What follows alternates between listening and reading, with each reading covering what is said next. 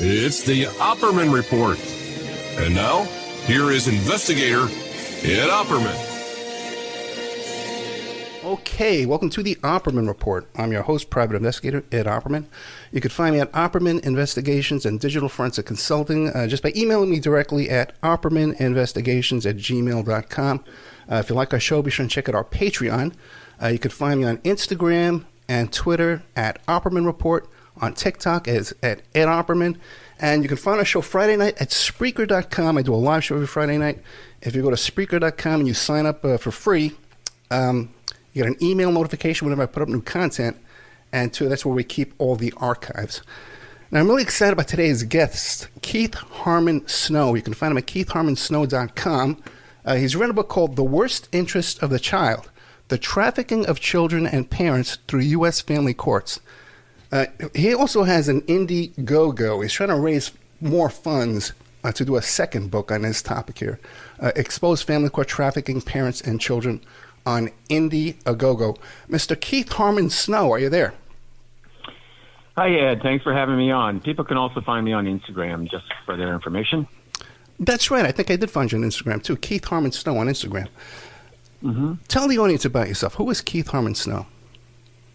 I'll try to keep it short. I worked as in the 1980s, I got a master's degree and bachelor's degree in electrical engineering and worked for classified programs in the Reagan Star Wars defense programs, missile defense and radars and that sort of thing. And in 1989, I quit that, abandoned it, and flew to Asia and started traveling around and became a journalist eventually, very soon after that, and human rights investigator and eventually a genocide investigator. And I worked, for example, from 1999 to 2011 very heavily in Central Africa, but also in Afghanistan and Mongolia, looking at human rights issues. And, for example, in the 2004, 5, 6, 7 era, I also took a job very briefly for the United Nations as a genocide investigator in Sudan. So I'm an expert, so to speak, on the politics of genocide. And for that, I was awarded the 2009 Regents Lectureship at University of California, Santa Barbara. And, for example, the first Regents lecturer was Aldous Huxley, and there were a lot of very interesting people over the years.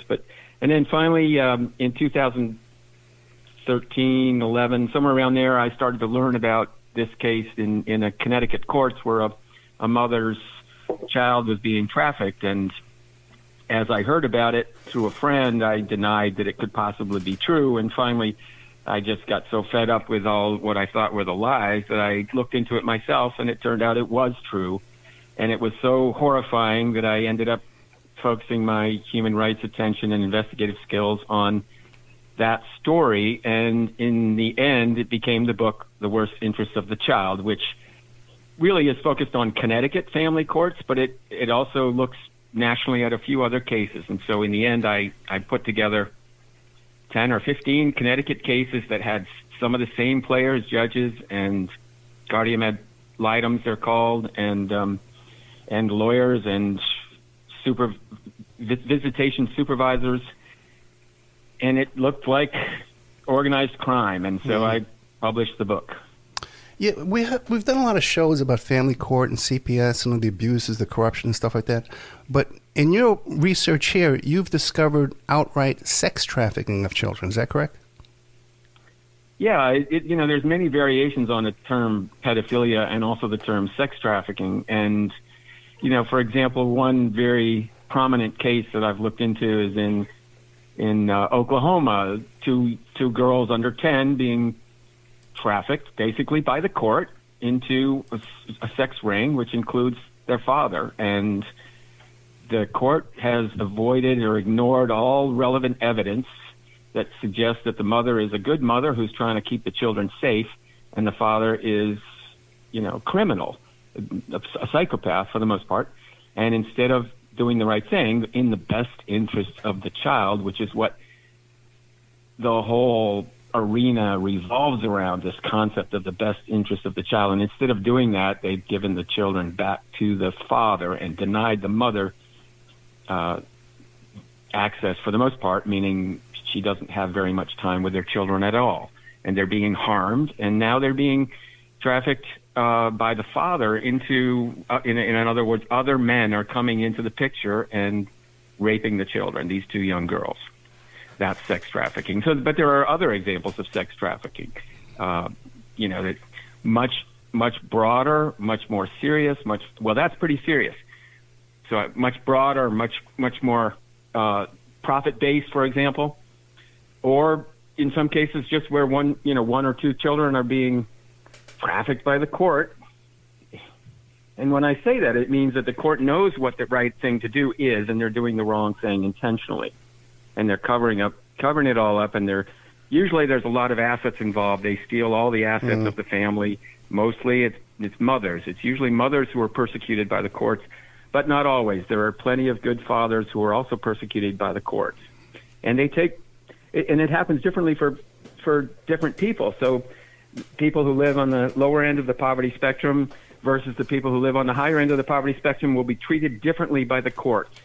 However, if there's money to be gotten, the courts will get the money.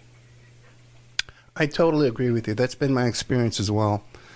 You'll have two attorneys, they know each other outside of court, and they'll size up a couple and say, look how much money they got, let's just bleed them dry. And the judges are in on it. They order custody evaluations, all kind of tens of thousands of dollars. They're all getting kickbacks on this stuff. And it is probably the most corrupt place in the world, is family court, where people have the low moral character to traffic in children and lives, probably as low as you can get. Why don't we take the first case that you came across and examine that case? Tell us what took place in that, the one that sparked your interest. Sure, that's the case of Max Liberty. It was his name, a child who was under 10 at the time. This was about 2011, 2012, 2013, somewhere around there. And the mother discovered that the father was raping the child, and she tried to bring attention to that. It was in the middle of there was a divorce in process, or soon after that, or just before that. I don't remember the details about that, but the father, in this case, the husband, had already been, showing his teeth in terms of severe domestic violence, and then he turned it on to the child. And the court, when the mother reported it, things got worse. And every time that the mother took steps that seemed, in a logical, sane world that seemed logical and sane, the court made it worse, and they started to deny her rights. They started to fabricate evidence against her. They started to doctor reports. They would make sure that the child was funneled or channeled or routed through or to certain professionals who were acting as gatekeepers. And that's where I found the repetition in different cases. Same individuals, same players in some cases, and it includes lawyers. It includes the judge or judges. It includes lawyers. It includes visitation supervisors, as you said. It also includes guardian ad litems. Anytime there's a guardian ad litem in the case, and for people who don't know what a guardian ad litem is, it's a supposedly third-party individual that's appointed by the court with some expertise to make sure that the best interests of the child are served. So you've got the mother in many cases and the father, in most cases mother and father, and the guardian ad litem is appointed by the court. Usually it's an attorney, somebody who's been in the law profession, and it's appointed by the court to act as supposedly an intermediary between the two parents. But what the guardian ad litems universally do is they bill incredible amounts of money, they lie through their teeth, they make sure that documents are fabricated, complaints to Child Protective Services, which in different states are under different names, Department of Children and Families, DCF, or Child Protection Services, CPS, or whatever they are. The guardian ad litem, along with these other professionals who are part of the game, will make sure that the usually the good parent doesn't get the child. They will increase the conflict between the parents and stretch things out and make sure that the attorneys in the cases are getting a lot of money, and it requires that the attorneys be involved. But the guardian ad litem themselves will bill an incredible amount of money. And in the case that I looked into with Max Liberty, the GAL became a judge later. They appointed her as a judge, even though there were all these cases where people were complaining, serious complaints about fraud and negligence and, deception and lying and trafficking. And her name was Maureen Murphy. She was appointed to the bench. And then there's the supervised visitation, the visitation supervisors who they bring in to, assign to one parent. Usually the parent who's the good parent is assigned a visitation supervisor company. In the case of the Connecticut case that I looked at, the primary case, which is the centerpiece of the book, The Worst Interest of the Child, the supervised visitation company was run by this guy named Sarno. And he had made so much money on these two parents in particular that I found that he had flown or whatever. He had bought a property in Florida, which was approximately the same amount of money as he had taken from the mother of this child in the book. And when I looked into it as an investigator, this is where I started to use the term mafia, organized crime. This is organized crime. And what do I mean by the mafia? It's not like, The Godfather. It's not like it has anything to do with Italians. It's organized crime. It's white-collar organized crime, which includes racketeering. It includes trafficking, which is a crime against humanity, a human rights violation. It includes all kinds of doctoring of evidence and documentation and legal fraud by the court, fraud upon the court, by the judge, by some of the lawyers. Often there will be a good attorney assigned, the mother usually, sometimes the father will go through the process of making sure that the mother can't get a good attorney by going around and interviewing every single attorney that might be available to her. And once he's done that, even if he has no intentions of using them, the mother cannot use that attorney. So when the mother does get a good attorney, they're still charging these exorbitant fees, and in the end, they are unwilling. The attorney in 90% of the cases is unwilling to challenge the court. Unwilling, because the attorney has other cases with the court. The other attorney has other cases before the same judges and different judges, and the last thing the attorney wants is to be disbarred. And the system is rigged. There's absolutely no justice for these parents. Now, in a case that I just interviewed someone for in Atlanta, the mother in this case her children had been trafficked as well to an abusive sex abuser father, who's a very, very, very wealthy attorney. Very, very powerful attorney. He has jumped around at the most powerful law firms. And now this mother, she calls them big law. So there's your average law firm, and then there's big law, these big, big law firms that are absolutely acting above the law. So and what she said was, very clear to her, and she laid it all out for me very clearly. And she said, there's no chance that anybody in Atlanta, in this particular county, is going to get justice in the courts. And she wasn't just talking about family courts now. She's talking about a level of criminality, racketeering, corruption that has pervasive, it's appearing across the board in different courts, not just the family court. And that's what we're talking about. If people didn't see it, they should see the film I Care a Lot.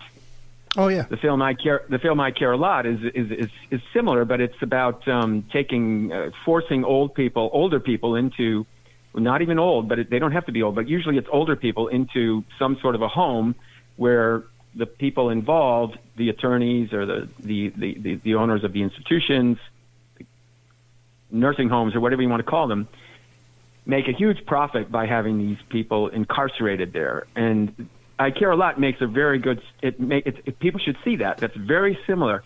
However, I Care a Lot. I take a little bit of disagreement with I Care a Lot, because in I Care a Lot they make it sound like they use as an example the person that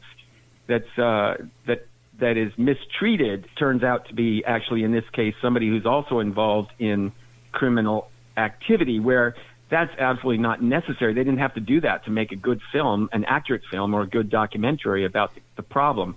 But in that case, they do. The person that gets persecuted, whose family member gets taken into this home, happens to be connected to herself organized crime. And so that twists the story in a way that doesn't really exist. Well, I mean, it might happen that way, but it's not really true. Yeah, Keith Harmon Snow, have you seen the film? It's a documentary, The Guardians. No, I haven't. Oh, I'm going to send it to you, man. I had the filmmaker on, and it's exactly what you're talking about, but it's a documentary about the Guardian system, and mostly in Las Vegas it talks about, and Nevada, how they're private guardians, they're paid, it's a private company, and they seize all these people's assets and stuff. It's a plague going on over there in Nevada. But it's a plague all over the country. Yeah, all over the country. I was going to say the same thing. Maybe I met you through Janet Phelan, perhaps? Janet Phelan, yes. She wrote a review of my book. Right, because she talks about this topic as well, about the guardianship. They're working on that case right now with Mr. Hanty over there in Nevada, too.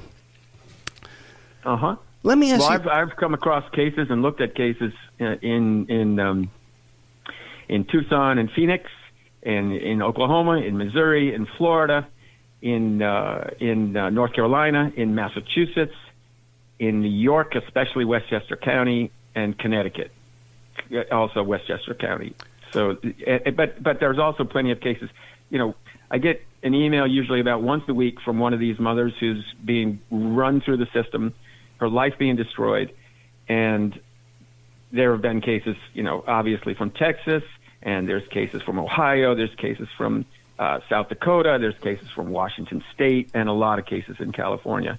Well, let me ask you a question. So right now, is the focus of your life's work right now this situation here in family court, or are you still doing the stuff, the international war correspondent type stuff? It seems like a very elaborate work you've been doing overseas. I have two main thrusts at the moment. One, I'm trying to finish the book that I've been writing about the Rwanda genocide, because what happened in Rwanda in 1994, we were told one story, and then we were given, we meaning the English news reading public, we're told one story about all these Hutus. The story is this: Hutus killed Tutsis. 600,000 to 1.5 million Tutsis were slaughtered in 100 days, and Clinton stood around. We knew about it, but we didn't do anything.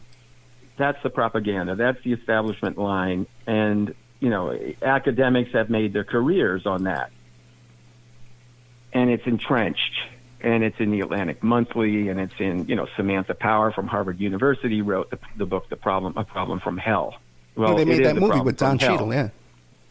They made Hotel Rwanda with Don Cheadle playing the part of the real-life hero Paul Rusesabagina, who is currently in prison in Rwanda, who was framed and he was kidnapped and taken to Rwanda by the regime in power there. And, people don't understand that what happened in Rwanda in 1994 began in 1980 in Uganda, when a guy named Roger Winter from something called the U.S. Committee for Refugees started supporting these so-called rebels who fomented war in Uganda, civil war, so to speak, but it was low-intensity warfare. This is what, if people remember Oliver North and how he was brought before some sort of an inquiry about his dirty dealings in Nicaragua, El Salvador, and the human rights atrocities that went on in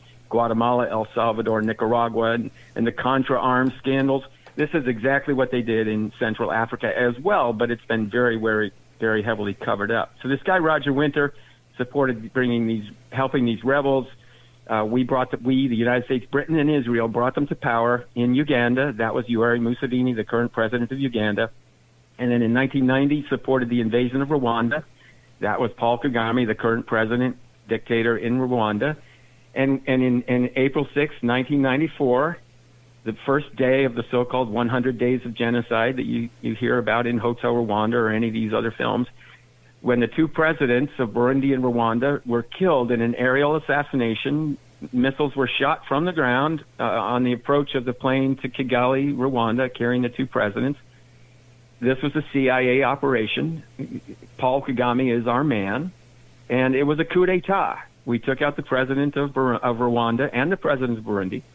And they didn't care about Burundi so much. It was Rwanda, and that became the U.S. military base of operations with Uganda for all of these clandestine and open warfare. And then, of course, what happened soon after the genocide in Rwanda, which again was a U.S. coup d'etat, what happened was the invasion of Zaire and the overthrow of our longtime dictator, Mobutu Sese Seko. And the Clinton administration was the administration in power, and the Zaire, Mobutu was supported more by Republicans at that point, and the Democrats marched across Central Africa with the presidents of Uganda and Rwanda sending in their troops. They called it an African conflict, and 10 million people have died since, and the war in eastern Congo is still going on. It's being prosecuted by the United States military and British and the Israeli Secret Service behind Paul Kagame and Yoweri Museveni. And yes, there were troops, U.S. troops on the ground in Central Africa, in Rwanda, and in Zaire, and in southern Sudan, which is why Sudan was split into South Sudan and North Sudan, and South Sudan became its own country. Roger Winter was also involved there. So anyway, that's another book that I'm working on, because most of that information, people's minds are just completely scrambled. They've seen Hotel Rwanda. Right. And they've read Philip Gurvich's New Yorker articles, and they've read Philip Gurvich's book, We Wish to Inform You That Tomorrow Our Families Will Be Killed. Or they've gone to guerrilla tourism in Rwanda to see the gorillas, Gorilla, not Guer. And they went to one of the genocide memorials and saw these skulls, and that was the end of it. You know, throw in a little alcohol that Americans drink so much of, and some pot these days, vaping, and propaganda really works very well.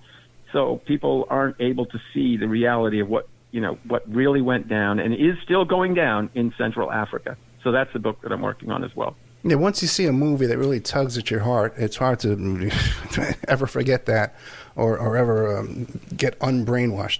So half of your life is devoted to human rights and genocide investigations, right? And then the other half to this. How are you funding this overseas? Because it seems like a huge operation you're running here. Oh, I'm a one-person show. Okay. I do tree work if I need to. I mean, I earn money by any means necessary, which is why I found myself stuck at the Dallas airport not so long ago with not enough money in my account to rent the car that I was trying to rent. Okay. So for a second version of this book, a part 2 of this book, there's an Indiegogo called Expose Family Court Trafficking, Parents and Children. Is there a fundraiser for your work overseas? No, not at present. Not at present. Well, then people should double down on this one here. Expose Family Court Trafficking. Yeah, wouldn't it? You know, and my audience is very good at that too. I got to really hand it to them. Now, what about if people could understand? I mean, I'm very articulate. I don't say and beat around the bush. I name names. If people could understand that, if they could read a book about this, if they could get me to speak, if they could hear me speak and show pictures that I've taken in Central Africa, it just all unfolds very clearly. And the more you read in the New York Times, the less you will understand. You know, that's why I'm known for this quote: if you're reading the New York Times, you're contributing to your own mental illness. Mm-hmm. But it doesn't have to be the New York Times. You know, the system is, as Noam Chomsky would say, not monolithic. The New York Times, the LA Times, the Newsweek, the U.S. News and World Report. There's that guy, Joshua Hammer, that worked for Newsweek, right, back in 1994 in Rwanda, who also has written all kinds of propaganda about Israel and the Iraq War. And he ran a big New York Times Magazine article in March of 2021 where it talks about Paul Rusesabagina and how he was a hero of Hotel Rwanda, but now he's in prison in Rwanda and deserves to be. But he might as well be an agent for the Central Intelligence Agency, who's trying to keep this guy, and the NSA, which is 4 times bigger or 5 times bigger than the CIA, trying to keep this guy Paul Kagame, the world's leading butcher, in power. because everything that went down in Rwanda and Uganda and South Sudan and Congo, we're talking about over 10 million lives. And that's an understatement. That's a huge understatement. And just slaughtering people left and right, the most horrible atrocities. And, where are the human rights experts? Well, Human Rights Watch where's Human Rights Watch when we're talking about family courts? Why aren't they taking on the cases of these mothers? Because they've been sold the propaganda that says that these are, high conflict cases between parents, and we don't want to meddle in that. I don't want to stick my nose in that. That's some woman's angry at her husband. Please.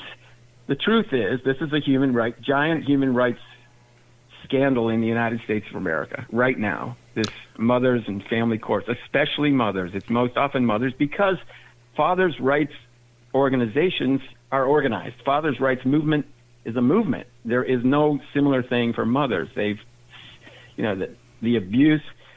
It's so difficult for a good mother who's trying to save her child's life. It's so difficult for them to go through the abuse that they go through with all the residual PTSD and the other forms of, domestic violence that they've suffered. It's so difficult for them to organize. And nobody believes them. Every mother thinks, well, that can't happen to me. She's obviously something wrong with that mother. And nobody thinks it can happen to them until it does. And then nothing adds up. And even as it doesn't add up, they continue to throw money at their lawyer. Yeah. And their lawyer starts giving them, these answers, do this, do that.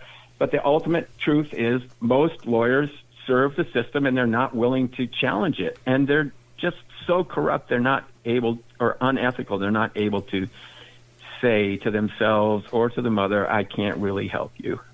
That's the bottom line. We're talking to Keith Harmon Snow. You can find him at keithharmonsnow.com. He's also on Instagram. He's got an Indiegogo. He's trying to raise funds to write a second book, a follow-up book to expose family court trafficking, parents, and children. I lost you there. I'm not hearing you. Well, that's okay. I can hear you. Can you hear me now? Sure. Have you, like a crossover, right? Have you discovered like a human trafficking by UN troops? You hear these stories about UN troops being involved in sex trafficking over there as well. The only reason we hear those stories is because it provides the media an avenue to make it look like they're independent, make it look like they're investigative, make it look like they're actually serving the function that they're supposed to serve, which is to be, some sort of, quote, democratic, unquote, arm of the people. And nothing could be further from the truth.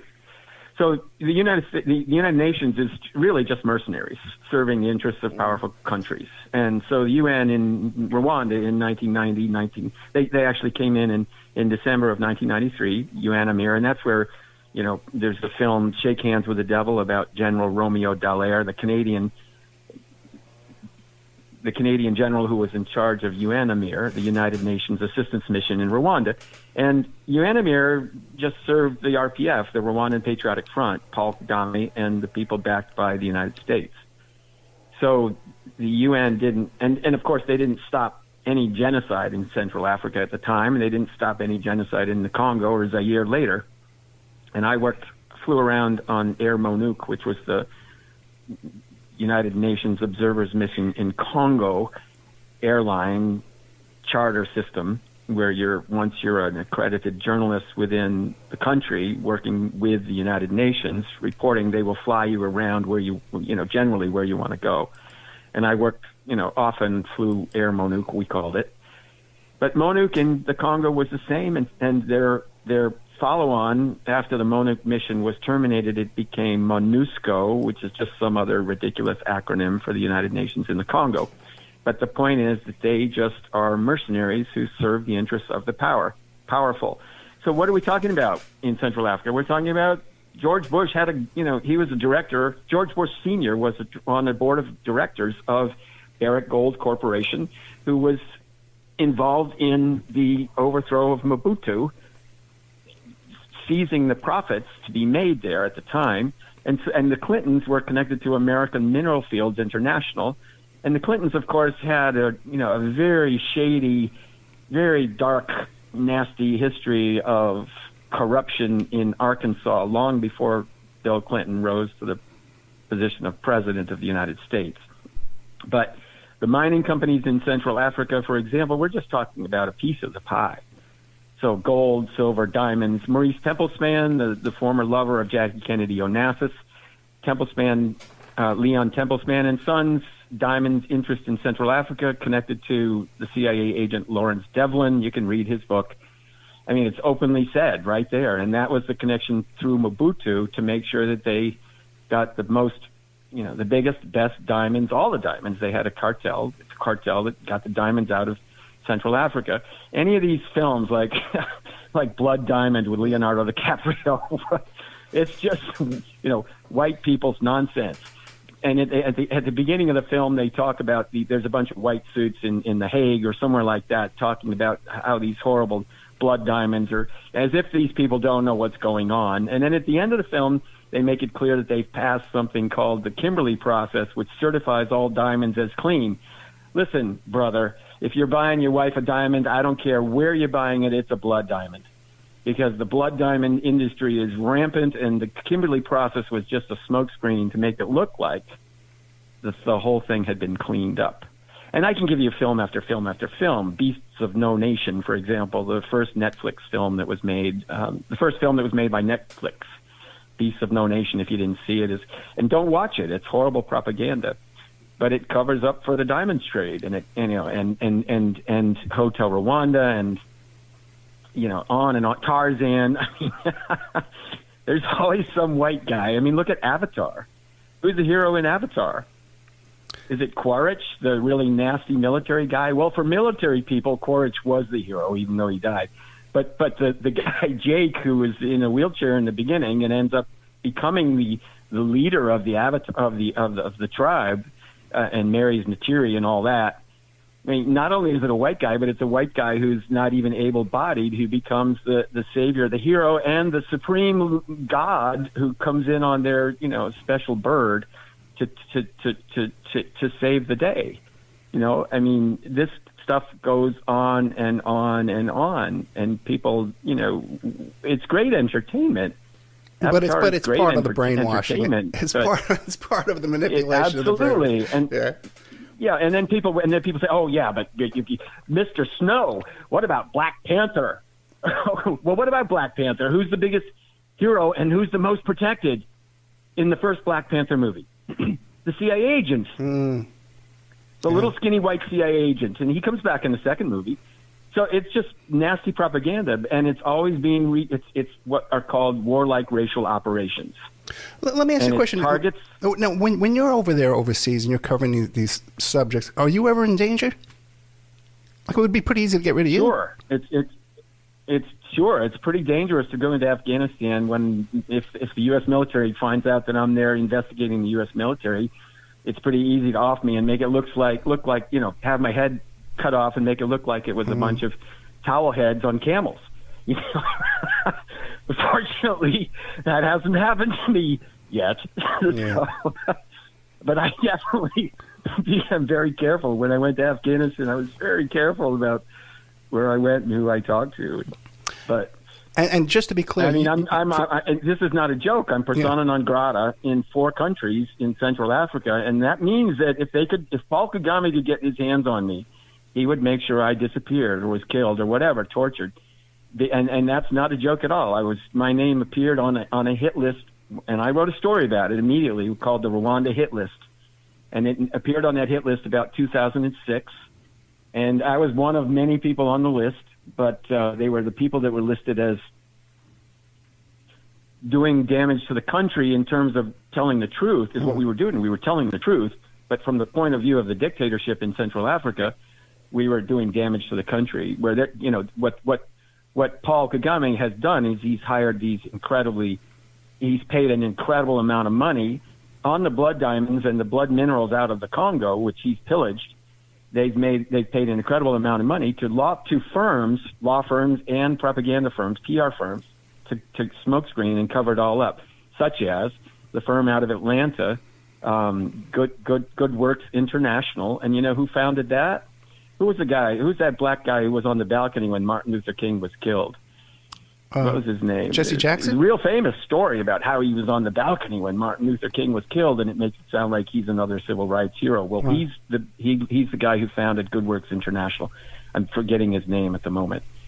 But, not Jesse Jackson. He's very close to Paul Kagame. And Good Works International is just one of these PR firms that they're paying millions and millions and millions of dollars to smokescreen the whole Central Africa thing. And Hollywood, of course, plays a role in this. It's not accidental that they come out with a film like Tarzan or Blood Diamond or whatever, you know.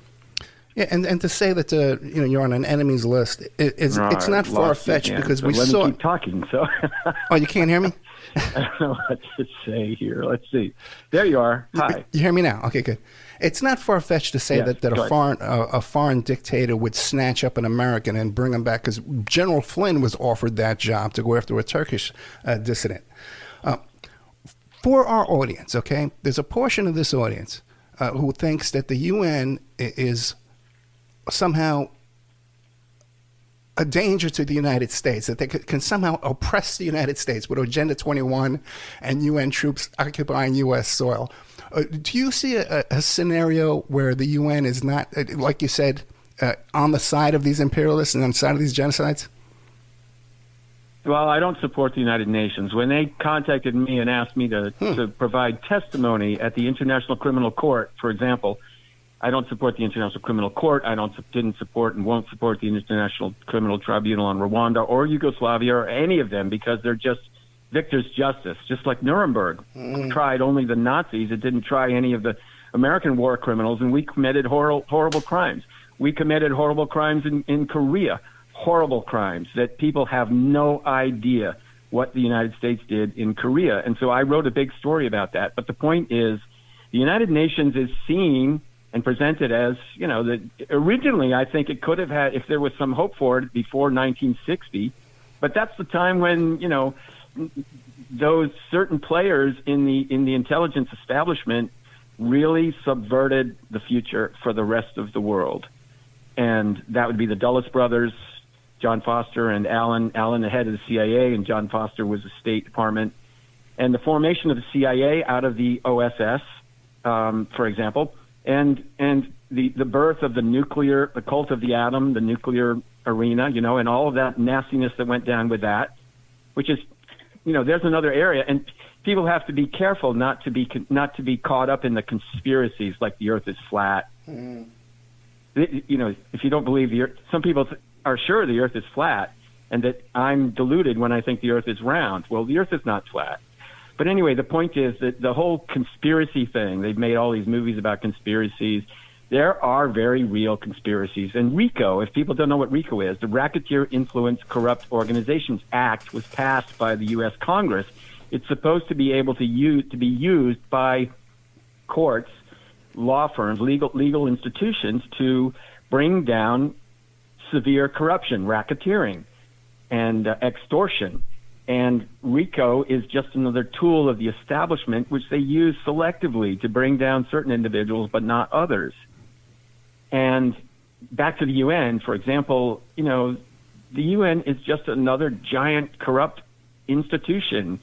Now, it doesn't mean there aren't some good people working for the UN. There's also some good people working for Doctors Without Borders or Médecins Sans Frontières, whichever one you want.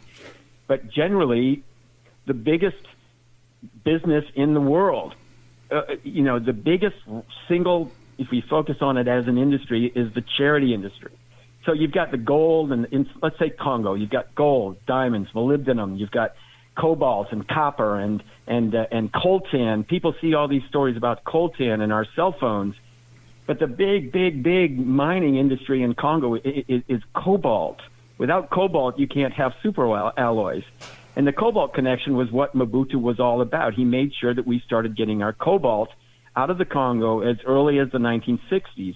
And cobalt is essential for superalloys for nuclear anything, nuclear weapons, nuclear missiles, nuclear anything, for ship hulls, for tank armor, for blast furnaces, for undersea and outer space unmanned aerial vehicles. They all require cobalt, but you never see a story about the truth about the cobalt industry. It's even twisted it around and the propaganda around and made it look like The cobalt coming out of the problem coming out of the Congo is cobalt for cell phones, which is just absolute nonsense. Cobalt is necessary for military weapons, for nuclear weapons. You have to have cobalt-based superalloys. Anyway, if you add up all the value of the cobalt and the oil and the natural gas, molybdenum gas, diamonds, all of these other mining extraction industries, you don't even come close to the biggest business in the world, in Congo, for example. Let's stick into Congo, and that is the charity industry. Médecins Sans Frontières and CARE and Save the Children, these are just nasty, it's managed inequality. It's just another form of big business. Are they? And the United Nations is no different. These charities you describe, a lot of times, are they a front for the CIA? There's plenty of them that are. But there's plenty of them that aren't. And the ones that aren't fronts for the CIA have CIA people all the way through them, So it's just like the New York Times. There's got to be so many CIA agents, people on the CIA payroll working for the New York Times. There's got to be. If you really look at it. And this is not conspiracy. I brought up conspiracy before, and I wanted to point out, a conspiracy is really two or more people who get to, and that's why I brought up RICO, and I forgot that. RICO has to apply to more than one person. It has to be at least two people who are, racketeering or influence corruption, et cetera. And the same thing with a conspiracy. A conspiracy is when any group of people get together and, make some decision that is against the law. How about that simplified definition? Well, every board of directors meeting for a giant multinational corporation is a conspiracy against the rest of us because they're making decisions that destroy the planet, destroy people's lives. And this family court stuff, it's the destruction, the absolute destruction of lives going on at this very moment. And it could be changed if people woke up to it. Well, but you know what the amazing thing about this family court thing is? Because everyone's been through it. We've all been through it. Either as a child, your parents got divorced, or you got divorced yourself. And we all see it's a total mess. It's a broken system. It's corrupt. But once you're out of it, you're just so relieved to be out of it. You don't even want to think about it again. So the corruption just continues on and on. Sure. Yeah. Who can blame anybody who gets out of it for not wanting to have anything to do with it? It's so traumatizing. You run for your life. You get out of there, you run for life. Yeah, I'd say we think alike, too, because the whole RICO thing, whenever anybody criticizes a conspiracy, I say, hey, listen, I worked on the defense for those RICO cases back in the 80s in New York City when it first came out. So if there's no conspiracies, let all my clients go, okay? They're doing 40, 50 years. Let them out if there's no conspiracies, because obviously there are. Oh, now, in your experience in investigating family courts, have you discovered that the parents of an abused child, sexually abused child, are discouraged from making that allegation by their attorney? No. Well, depends on what you mean. Parents, no, because usually one of them is one of them is going to make the allegation because one of them is doing the perpetration. So let's say the father is the perpetrator, which is 90% of the cases. I mean, very rarely is it a female perpetrator, but it's not unheard of.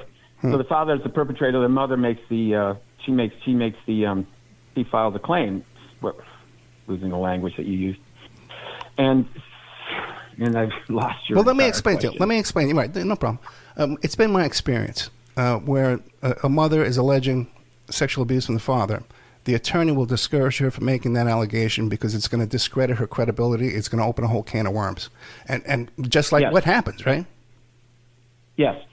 Yes, and if some of the attorneys if they're new and they're naive, they'll think, oh, well, make the allegation and everything will clear up. But then it doesn't, and the attorney doesn't understand what happened because the attorney's too new to realize that they're part of a corrupt system, and they just can't fathom that they've paid $160,000 or $200,000, $300,000 for a Harvard law degree that suddenly is a bunch of good old boys and some good old girls making sure that it just doesn't work. It's profits. I think if people could look into the way that we have to figure out, and that's the problem here. Because there's so little transparency because the courts say, well, this is private. You don't want to. We don't want to disturb the privacy of these parents. So we have to, keep this private. They don't let the media in, even though the media does not report on it. And why doesn't the media report on it? because the directors of the media are part of the child trafficking. There's part of the sex organizations that are raping these children. This is. If people find this hard to hear, I am not hysterical. This is the absolute truth. Why do you think that stuff is covered up the way it's covered up? No, Keith Harmon Snow, trust me, my audience understands this. So yes, they're discouraged. They're discouraged from making the disclosure that the child is being sexually trafficked by many lawyers who know that it's not going to work, and the lawyers keep getting paid. Like in one case, I'm looking at, the lawyers just keep telling the mother, "Well, you just got to get your children to speak up more." These are children that are being raped under 10. They're under 10 years old. Who are they going to speak up to? They don't know what's going on. They don't understand. They don't understand why they're being brought into a room with a bunch of men who are then raping them. Where's the ethics in this? Well, that's the problem with our society across the board. There's a general lack of ethics and spiritual understanding or spiritual realities. People can go to church, but it doesn't mean that they're going to be spiritually awake. Family court is probably a very immature society. I find it's more ethical and unethical than criminal court, because here you have people willing to disrupt children's lives, rip them from the parent that raised them over money, and they know they're doing this. This is common knowledge. And another reason. It is more unethical. I agree. And another reason, I get along with criminals better than I do family court lawyers, I'll tell you that, or family court judges, who are some of the craziest people that I've ever met in my life. But what do you call it? Another reason why the media doesn't report on this is because it would be all we're reporting. Everyone's experiencing this. Everyone has gone through family court, has the same exact complaints. Everyone knows it's a mess, but it makes so much damn money. These lawyers are loaded. These custody evaluators are loaded. They're getting 10 jobs a day for $10,000. Yep. Do you have a solution, Snow? As a tree worker, I saw how that worked when I realized that, gee, if I could do this or this, I'll just make so much more money. But just, you got to ask where you're going to be at the end of the day. But these people who think it's all about money instead of who think the life is all about money. Yeah. I hesitate to use the term they're going to go to Hades, but because that's based in a Christian philosophy, but a spiritual philosophy of Christianity, because I don't necessarily adopt all of that, but people are certainly wherever they're going, it's not going to be. Why take a risk? Yeah. Why would you do that? Why would you do that to yourself? Because really the violence these judges are doing, they're doing violence to themselves. And they're just one of the people that are getting hurt in these horrible, horrible things. But that's the nature of absolute power, isn't it? Absolutely. Keith Harmon Snow, when you've immersed yourself into this family court situation, can you come up with a solution? Run for your life. Yeah, so true. And the problem is, once people have to. I don't like to say read my book, but if you read my book, you realize that if people would read my book before they get involved in the system, they'll realize that throwing money at a lawyer is not going to work. Yeah. Changing lawyers is not going to work. It's just not going to work. That's why the film was made No Way Out But One by this woman, this mother, who realized there was only one way out, and that was to leave. And she had her passports. She managed to get out of the country with her children. She managed to get asylum in another country. And in many cases, or most cases, that's impossible. The mother doesn't have the passports. They can't get the passports because they've already gotten into the system, and the system is going to make sure that she can't run with the children. And what's this woman's name in Missouri that's all over the family court thing right now, who ran with her children and was found at a domestic violence shelter, and they stripped her of her children and threw her in jail. Can't think of her name, but so running is a pretty limited option. And what's the other alternative? If people can reconcile with their ex, reconcile. It may be ugly, but it can't be as ugly as family court. Nothing can be as ugly as family court. Yeah, that is so true. And your standard of living reduced after divorce, after custody. It's not, if you can put up with it, do it, you know. Keith, I know that mothers might hear that and think, there's absolutely no way I can reconcile with him. Yeah. And then probably in some cases you just can't, because we're talking about psychopaths and narcissists. Most of these guys are narcissists. And there's plenty of crazy women involved in the situation too. But if you can reconcile, even if you know, putting up with a narcissist in some cases is going to be a lot easier for your children than going through the family courts. And if you got a GAL, you got to get the GAL out of the picture.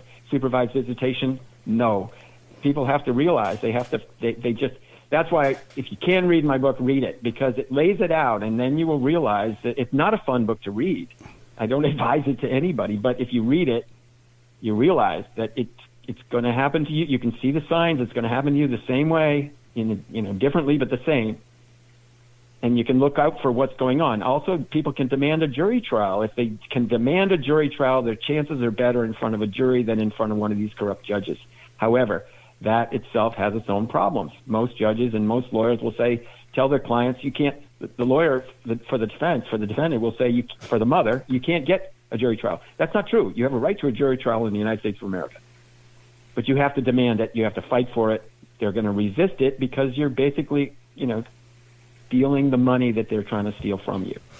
You're stealing it back. You're getting it back, keeping it from them. So, Keith Harmon Snow, we're out of time. The book, once again, is called The Worst Interests of the Child, The Trafficking of Children and Parents Through U.S. Family Courts, KeithHarmonSnow.com. There's a fundraiser to work on a second book on Indiegogo, Expose Family Court Trafficking, Parents and Children. But buy the book. That's a great way to support the work here. Mr. Snow, thank you so much. I really appreciate this. Again, you can find him on Instagram, too, at Keith Harmon Snow. Thanks for having me on, Ed, and send me a link when you're done. You got it, brother. Thank you very much. Have a great day. You too. Bye-bye.